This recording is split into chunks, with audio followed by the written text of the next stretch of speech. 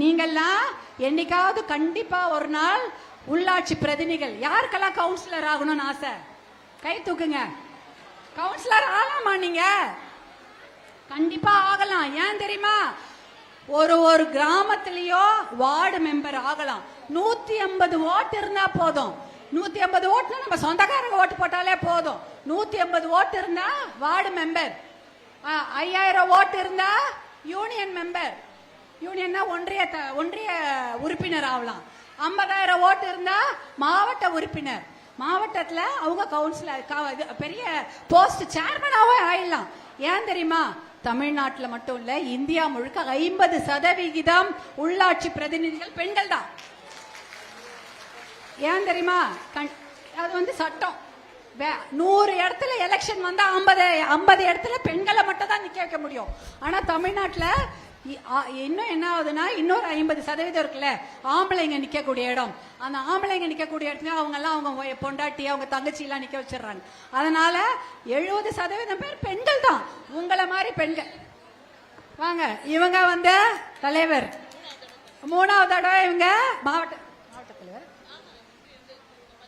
Panchayat president இந்த அம்மா 3வது முறை. நீங்க வாங்க. இவங்க கவுன்சிலர். அதாவது அதனால எல்லாருமே வந்து ஒரு பதவிக்கு வர முடியும். ஏன்னா எங்க இங்க நிக்கிறாங்களே, எங்க கம்மன் நிக்கிறாங்களே, இவங்க எவ்வளவு பெரிய சேர்மன் தெரியுமா? இவங்க சேர்மன் இந்த அம்மா. நம்ம இதுல எம்எல்ஏக்கு ஈக்குவலான பதவி வகிச்சவங்க இவங்க. இவங்க அதாவது சேர்மன் என்றால் அவங்களுக்கு கிட்டத்தட்ட கீழே 5 6 9 தொகுதி வரும். 9 எம்எல்ஏவும் இவங்க கிட்ட அந்த அளவுக்கு ஈக்குவலான பவர் இருக்கிற சேர்மனா இருந்தவங்க. மாதிரி எத்தனையோ பெண்களுக்கு அந்த வாய்ப்பு இருக்கிறது. உங்க எல்லாருக்கும் அந்த வாய்ப்பு இருக்கிறது. இது வந்து கிராமத்துல, நகரத்துல, டவுன்ல யார் யார் இருக்கீங்க? டவுன்ல யாராவது இருந்தீங்கன்னா அங்கேயும் வாய்ப்பு இருக்கு. டவுன் பஞ்சாயத்துன்னு சொல்லுவாங்க, அதுக்கப்புறம் முனிசிபல் சொல்லுவாங்க, கார்பரேஷன் சொல்லுவாங்க. இத்தனையும் இதுலயும் நீங்க ஜெயிச்சு மெம்பர் ஆனா இதெல்லாம் மாத்தலாம். எங்க ஊர் எங்க தெருவுல லைட் இல்ல, லைட் இல்லாம இருட்டா இருந்தாங்க, குழந்தைங்க விளையாடுனா யார் வந்து தூக்கின்னு போனாங்கன்னு தெரியாது. லைட் போடணும்னா போட்டுக்கலாம். தண்ணி வேணுமா அந்த இடத்துல குழா போட்டுக்கலாம். ரோடு வேணுமா, ஏன்னா பாதுகாப்பான ரோடு இருந்தா தானே பசங்க சைக்கிள்ல வர முடியும். அதெல்லாம் நீங்க போட்டுக்கலாம். அதனால எல்லாரும் ஞாபகம் வச்சுக்கீங்க, எலெக்ஷன் போது உங்ககிட்ட ஏமாத்தி ஓட்டு வாங்குறதெல்லாம் அதெல்லாம் நீங்க ஏமாறாதீங்க. ஏன்னா என்ன சொல்றாங்கன்னா, இதே மாதிரி ஏமாத்தி ஓட்டு போடுறது பெண்களை தான் ஈஸியா ஏமாத்துறாங்க. ஏன்னா ஐயோ 500 ரூபாய் கொடுத்துட்டாங்களே, சரி நீ வேணா நம்ம கட்சிக்கு போட்டுடு, நீ வேணா அன்புமணி அண்ணனுக்கு போட்டுரு, நான் வந்து நகை கடன் தள்ளுபடி செய்யறாங்க அப்படின்னு நினைச்சு ஏமாந்துருவீங்களா? ஏமாறாதீங்க. அப்படி பண்ணி நகை கடன் எல்லாம் தள்ளுபடி பண்ணாங்களா? அப்படிதானே சொல்லி ஓட்டு வாங்கினாங்க. அப்புறம் நீ இந்த பேங்க்ல வைக்க கூடாது, பக்கத்து வீட்டு பேங்க்ல வைக்காத, அமெரிக்கால இருக்கிற பேங்க்ல வச்சாதான் நகை தள்ளுபடி பண்ணுவேன், கூட்டுறவு வண்டியில வச்சாதான் தள்ளுபடி பண்ணுவேன், அமெரிக்கா பேங்க்ல வச்சாதான் தள்ளுபடி பண்ணுவேன், ஆப்பிரிக்கா பேங்க்ல வச்சாதான் தள்ளுபடி பண்ணுவேன்னு ஏமாத்தி விட்டுருவாங்க. அதனால அந்த பொய் வாக்குறுதிகளை நம்பி ஏமாறாதீங்க. உங்க ஓட்டை தப்பானவங்களுக்கு மட்டும் போட்டாதீங்க. உங்க ஊர்ல அன்புமணி அண்ணனுடைய தம்பிங்களோ இல்ல தங்கைங்களோ தான் நிப்பாங்க, அவங்களுக்கு அந்த ஓட்டை போடுங்க. வேஸ்ட் பண்ணாதீங்க ஓட்டை.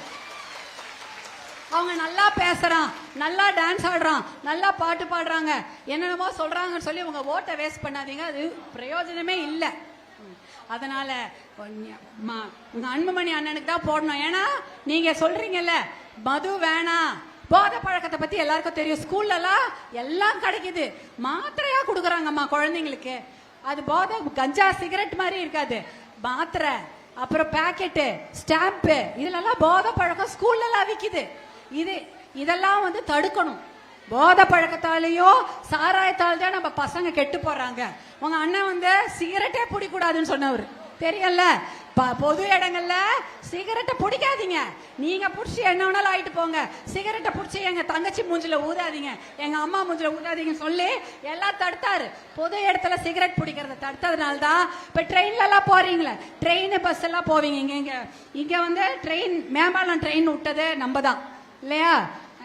என்னமா அது பானாவரத்துல அந்த மேம்பாலம் மேம்பாலம் போட்டு அங்க ரயில்வே வசதியை செய்து கொடுத்தது பாட்டாளி மக்கள் கட்சி தான்.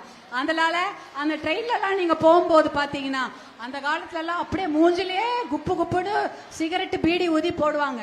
அதெல்லாம் நம்ம குழந்தைங்களுக்கு ரொம்ப கெடுதல், நமக்கு ரொம்ப கெடுதல். அப்ப இப்ப சிகரெட்டை பத்தி சொல்லிட்டு இருந்தேன்ல, ஏன்னா நம்ம பெண்களுக்கு தான் அது ஆபத்து.